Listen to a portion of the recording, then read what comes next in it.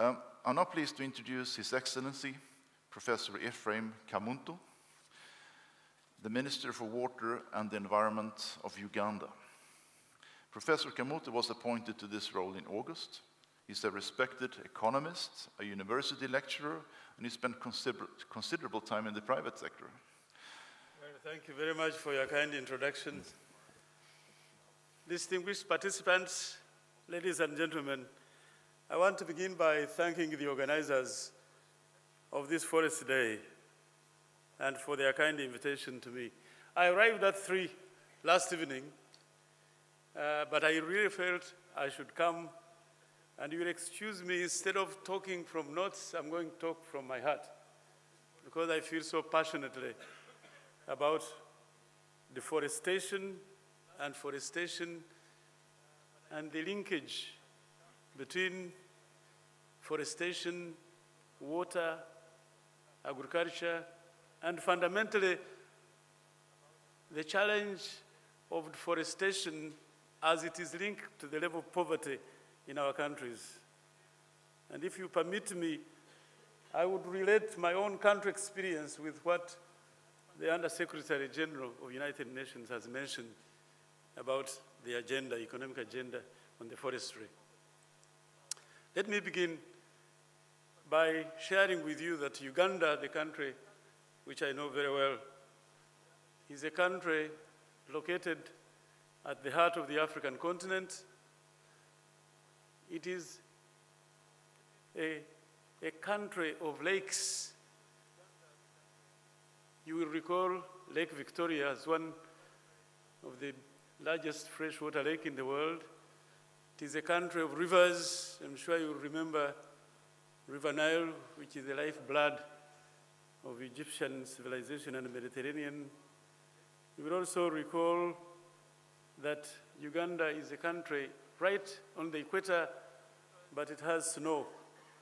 Geographically, it might be a wonder that you could have snow on the equator when it is supposed to be hot, but this is the altitude.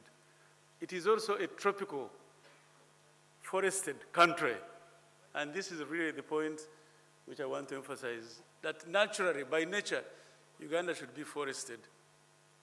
But the forestry cover is being threatened. And it is threatened, in my own submission, because of positive correlation between poverty and forestry.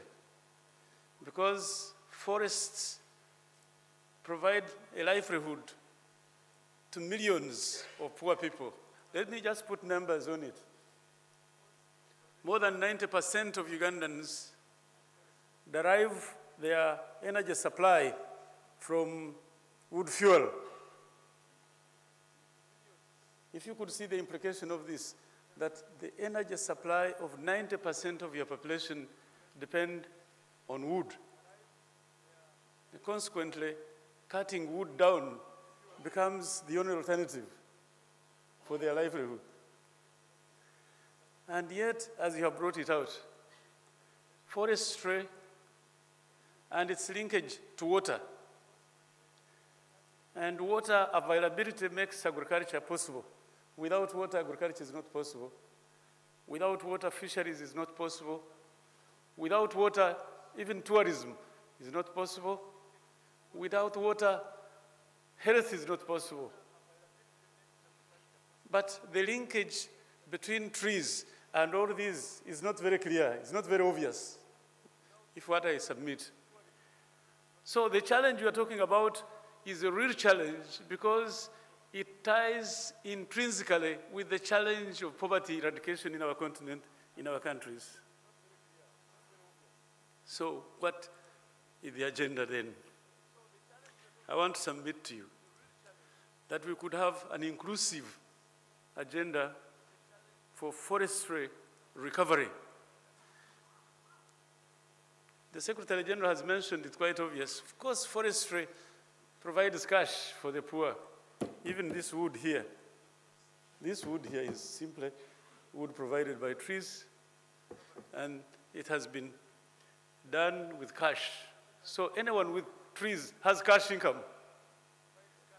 Consequently, if you are tackling poverty from the income generation point, planting trees becomes a very viable proposition that it can provide cash. But the way we can do it without deforestation, I want to submit to you. Suppose I propose to you,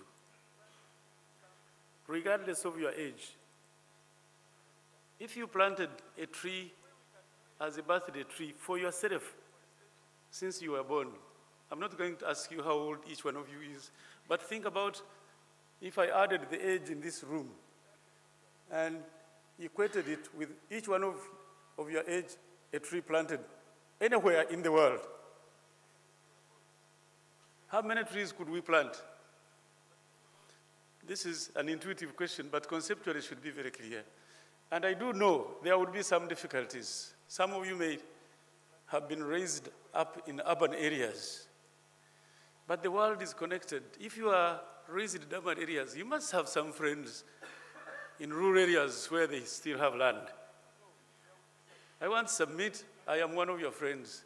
Suppose it was thought that each one of you creates a connecting friend in rural areas where you can provide individual support for this guy, at least plant a tree for you on the land that he has. I can move more imaginatively. Suppose all the religions in the world, Islam, suppose we planted a tree for every year Prophet Muhammad was born on every mosque in the world.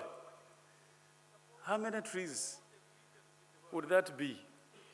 If I added Christians as well, that every church anywhere in the world connect, if you don't have land, with this as a movement to plant trees globally. Suppose we planted a tree for every occasion, including Forest Day. For every year, Forest Day, plant a tree as a memorial for this initiative of raising awareness about the danger of deforestation. I could go on. Suppose every primary school in the village, which has land and boundary, planted trees as a boundary for their land on the school. Suppose for every milestone, and we have roads in our countries, roads going miles through tropical forests, sometimes through savanna, sometimes from. Suppose for every milestone, I had a matching tree on every milestone. So every milestone I put a tree, every milestone I put a tree, and all these roads, each one of them would have a tree. I could go on and on. I'm speaking from my heart, but conceptually I can see there is a lot of possibilities that we could make almost without effort. We can plant a tree on every occasion as a pleasurable activity, but in so doing would have saved mankind from the disaster of deforestation. I thank you very much indeed for inviting me, and I really felt the challenge, Secretary General, which we really share. Forestry is economics. Forestry is also survival. Thanks. Thank you.